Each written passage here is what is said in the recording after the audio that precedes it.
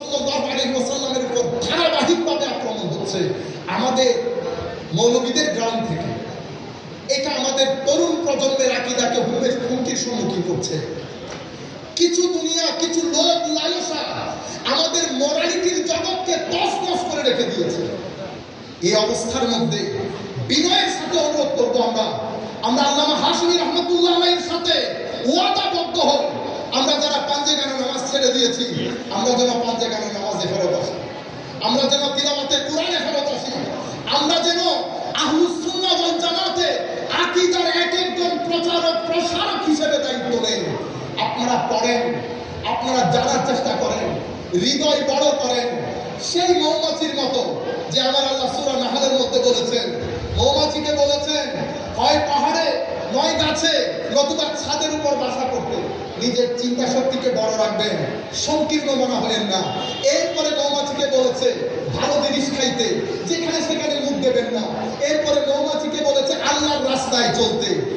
বাসলুকি সুবুলা রাব্বিক, আল্লাহর রাস্তা, অনেক রাস্তা আছে, সব রাস্তায় চলা যাবে না। কিভাবে চলবো? তো যুলুলা, ভদ্রতার সাথে।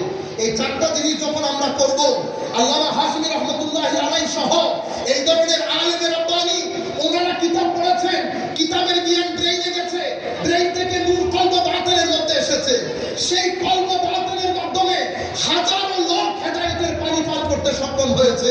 ঠিক যেভাবে মৌমাছি এই চারটা জিনিসকে গ্রহণ করে, উপরের চিন্তা, ভালো খাওয়া, ভদ্রতার সাথে চলা, আল্লাহর রাস্তায় চলা, সকল মানুষ খাদ্য গ্রহণ করলে, সকল পশু পাখি খাদ্য গ্রহণ করলে, বর্জ্যের রূপে মৌমাছি খাদ্য গ্রহণ করলে ভিতরে ফিহি শিফাউল লিন-নাস, ফিহি শিফাউল লিন-নাস।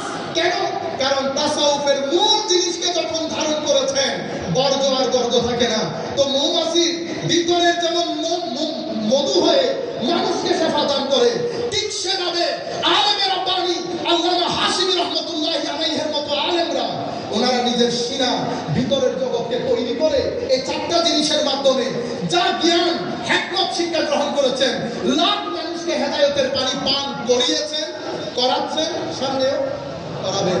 আল্লাহ রাব্বুল আলামিন মাজারকে সালামত রাখুক, আপনাদেরকে সালামত রাখুক, এবং আপনাদেরকে আবার আহ্বান করে আমরা আমাদের বক্তব্য শেষ করছি। ওয়া আখিরু দাওয়ানা আলহামদুলিল্লাহি রাব্বিল আলামিন। আসসালামু আলাইকুম।